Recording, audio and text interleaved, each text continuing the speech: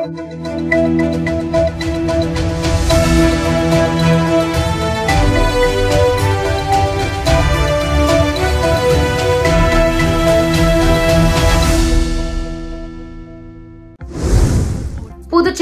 தொழிலதிபரை மிரட்டி பணம் பறிக்க முயற்சித்த சிறையில் உள்ள ரவுடி மர்டர் மணிகண்டனின் கூட்டாளிகள் 3 போலீசார் கைது செய்து அவர்களிடமிருந்து ரூபாய் 1,70,000 பணத்தை பறிமுதல் செய்தனர். புதுச்சேரி உழவர்கரை பகுதியில் நேற்று முன்தினம் ரெட்டியார்பாளையம் போலீசார் ரோந்து பணியில் ஈடுபட்டிருந்தனர். அப்போது ஒரு வீட்டின் முன் பெண் ஒருவரிடம் பேசிக் கொண்டிருந்த 3 பேர் போலீசாரை கண்டதும் ஓட்டம் பிடித்தனர். இதனை கண்ட போலீசார் அவர்களை விரட்டி பிடித்து காவல் நிலையம் அழைத்து வந்து விசாரணை நடத்தினர். விசாரணையில் ரியல் எஸ்டேட் தொழிலதிபர் விமல் என்பவரை சிறையில் உள்ள மர்டர் மணிகண்டன் மொபைல் போனில் தொடர்பு கொண்டு பணம் கேட்டு மிரட்டியுள்ளார். ஆனால் விமல் பணம் தரவில்லை. இதனால் மர்டர் மணிகண்டன் தனது கூட்டாளிகளை விமல் வீட்டிற்கு அனுப்பி பணம் கேட்டு மிரட்டியது தெரியவந்தது. மேலும் பணம் கேட்டு மிரட்டிய மர்டர் மணிகண்டன் கூட்டாளிகள் நோனாங்குப்பம் ரஞ்சித் குமார், பாவாணர் நகர் பிரகாஷ் குமார், பிரான்சுவா தோப்பு ரவுடி ஜெரால்டு ஆகியோரை வேல்ராம்பட்டு ஏரிக்கரை அருகே போலீசார் கைது செய்தனர்.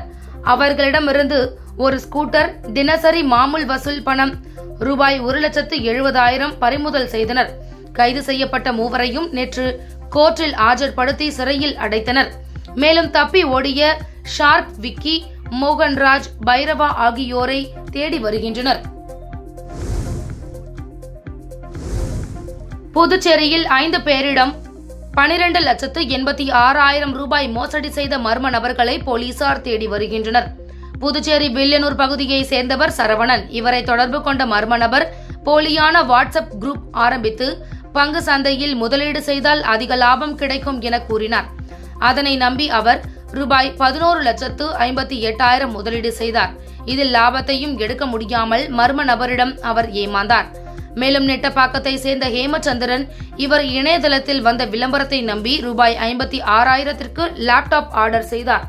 பொருளை அனுப்பாமல் மர்ம நபர் ஏமாற்றினார். அதேபோல வினோபா நகரை சேர்ந்தவர் பிரிசில்லா ரூபாய் 42,000, முதலியார்பேட்டையை சேர்ந்தவர் சையது சலீம் 13,000, சாரம் பகுதியை சேர்ந்தவர் ஜெயபிரியா 17,000 ஏமாந்துள்ளனர். இதுகுறித்து 5 பேர் கொடுத்த புகாரின் பேரில் சைபர் கிரைம் போலீசார் வழக்கு பதிந்து மர்ம நபர்களை தேடி வருகின்றனர். புதுச்சேரியில் அரசு வேலை வாங்கி தருவதாக கூறி ரூபாய் 19,79,000 மோசடி செய்த நபர் மீது போலீசார் வழக்கு பதிந்து விசாரித்து வருகின்றனர். புதுச்சேரி சஞ்சீவி நகரை சேர்ந்தவர் கணேஷ் பட்டதாரி. இவர் அரசு வேலைக்கு முயற்சித்து வந்த நிலையில் சேலத்தை சேர்ந்த கார்த்திக் என்பவர் இவருக்கு அறிமுகமாகியுள்ளார். இவர் கணேஷிடம் அரசு வேலை பெற்றுத் தருவதாக கூறியதை நம்பி கணேஷ் பல தவணைகளில் ரூபாய் 19,79,000 கார்த்திக்கிடம் கொடுத்ததாக கூறப்படுகிறது.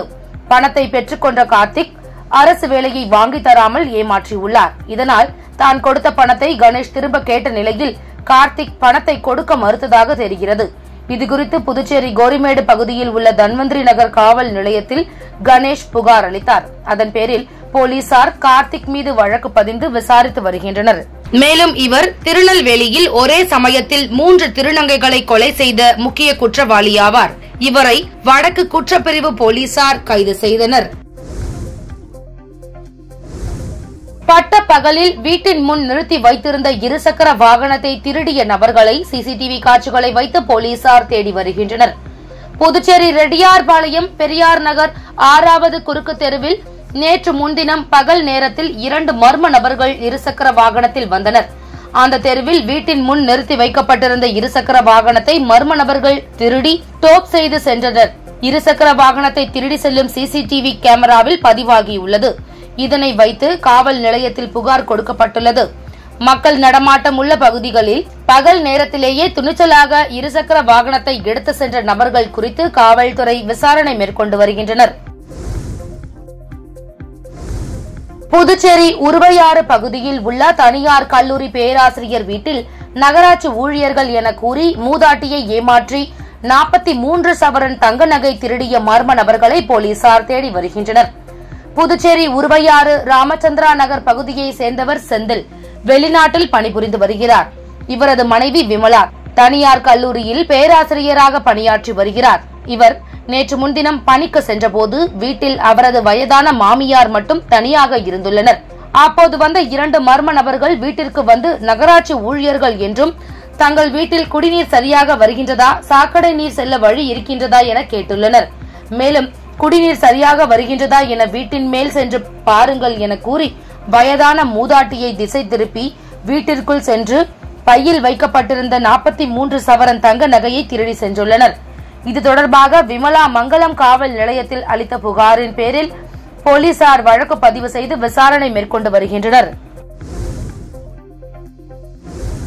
புதுச்சேரியில் தொழிலதிபரிடம் ரூபாய் 21,75,000 மோசடி செய்யப்பட்டது குறித்து புதுச்சேரி இணையவழி குற்றப்பிரிவு போலீசார் வழக்கு பதிந்து விசாரித்து வருகின்றனர். புதுச்சேரி பகுதியை சேர்ந்தவர் ராமசுப்ரமணியன் தொழிலதிபர். இவரை கடந்த சில வாரங்களுக்கு முன்பு வாட்ஸ்அப் மூலம் தொடர்பு கொண்ட சிலர் இவரை வாட்ஸ்அப் குழு ஒன்றில் சேர்த்தனராம். அப்போது இணையத்தில் முதலீடு செய்தால் அதிக லாபம் பெறலாம் என்று ராமசுப்ரமணியனிடம் கூறினாராம். இதனை நம்பிய அவர் பல தவணைகளில் ரூபாய் 21,75,000 செலுத்தியதாக கூறப்படுகிறது. ஆனால் தனது முதலீட்டையும் லாபத்தையும் அவரால் எடுக்க முடியவில்லையாம். தான் ஏமாற்றப்பட்டதை உணர்ந்த அவர் இதுகுறித்து புதுச்சேரி கோரிமேடு இணையவழி குற்றப்பிரிவில் புகார் அளித்தார். அதன் பேரில் போலீசார் வழக்கு பதிந்து விசாரித்து வருகின்றனர்.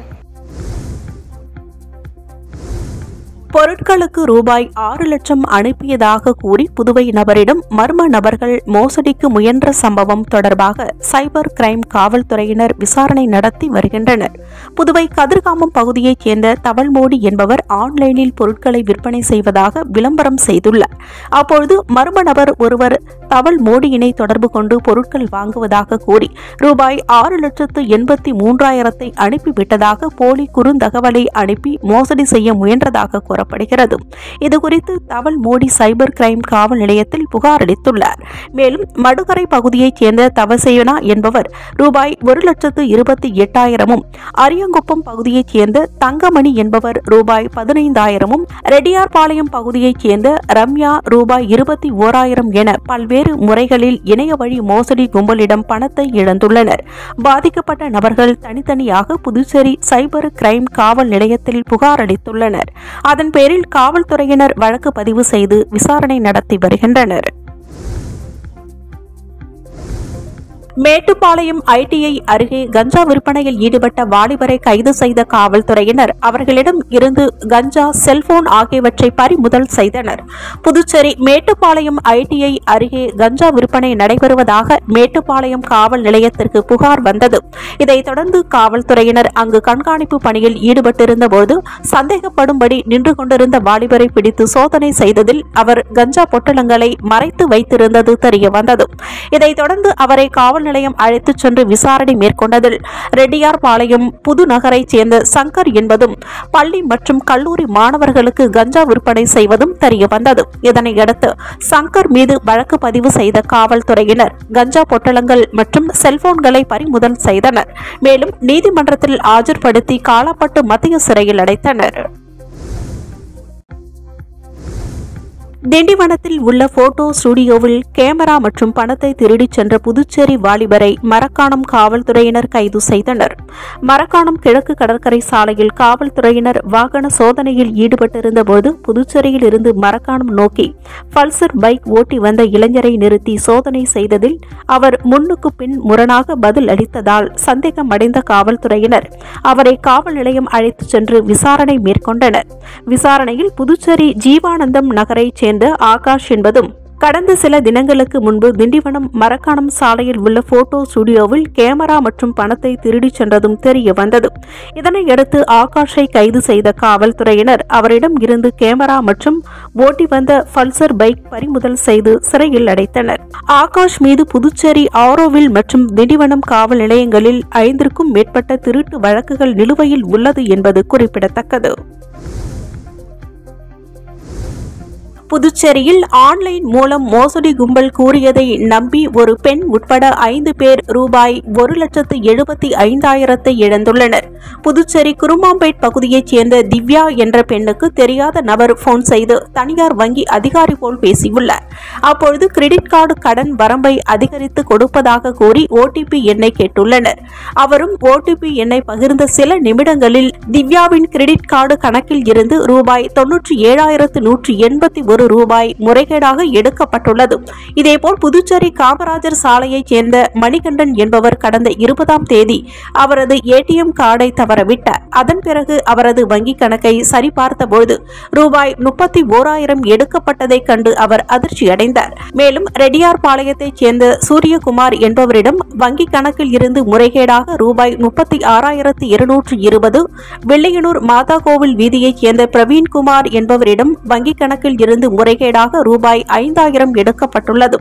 வெள்ளையனூர் மேஸ்திரி தெருவைச் சேர்ந்த ரேஷ்னி என்பவர் ஆன்லைன் மூலம் வேலைக்கு விண்ணப்பித்துள்ளார். அப்பொழுது செயலாக்க கட்டணமாக ரூபாய் 6,300 செலுத்தி ஏமாந்துள்ளார். மேற்கூறிய 5 நபர்கள் ரூபாய் 1,75,701 மோசடி கும்பலிடம் இழந்துள்ளனர். இதுகுறித்து பாதிக்கப்பட்டவர்கள் சைபர் கிரைம் காவல் நிலையத்தில் அளித்த புகாரின் பேரில் காவல்துறையினர் விசாரணை மேற்கொண்டு வருகின்றனர். புதுச்சேரியில் 12 வயது சிறுமிக்கு பாலியல் தொந்தரவு அளித்த ஃபேன்சி ஸ்டோர் உரிமையாளருக்கு 5 ஆண்டு சிறை தண்டனை விதித்து போக்சோ சிறப்பு நீதிமன்றம் தீர்ப்பளித்துள்ளது. புதுச்சேரியில் கடந்த 2022ஆம் ஆண்டு 12 வயது சிறுமிக்கு பாலியல் தொந்தரவு அளித்த இளங்கோ நகரைச் சேர்ந்த ஃபேன்சி ஸ்டோர் உரிமையாளர் ஜெகன்லாலை உருளியன்பேட்டை காவல்துறையினர் போக்சோ சட்டத்தின் கீழ் கைது செய்து காலப்பட்டு மத்திய சிறையில் அடைத்தனர். இந்த வழக்கின் இறுதிக்கட்ட விசாரணை இன்று புதுச்சேரி போக்சோ சிறப்பு நீதிமன்றத்திற்கு வந்தது. வழக்கை விசாரித்த நீதிபதி சுமதி குற்றவாளி ஜெகன்லாலுக்கு 5 ஆண்டு சிறை தண்டனையும் ரூபாய் 10,000 அபராதமும் விதித்து தீர்ப்பளித்தார். மேலும் பாதிக்கப்பட்ட சிறுமிக்கு நிவாரணமாக ரூபாய் 1,00,000 வழங்க புதுவை அரசிற்கு உத்தரவிட்டார். இவ்வழக்கில் அரசு வழக்கறிஞராக பச்சையப்பன் ஆஜரானார். உங்கள் சக்தி சேனலின் புதுவையின் அன்றாட நிகழ்வுகளை உடனுக்குடன் தெரிந்து கொள்ள சக்தி சேனல் புதுச்சேரி யூடியூப் சேனலை சப்ஸ்கிரைப் செய்து கொள்ளுங்கள். மறக்காமல் பெல் பட்டனையும் கிளிக் பண்ணுங்க, ஷேர் பண்ணுங்க, லைக் பண்ணுங்க. உங்கள் சக்தி சேனல்.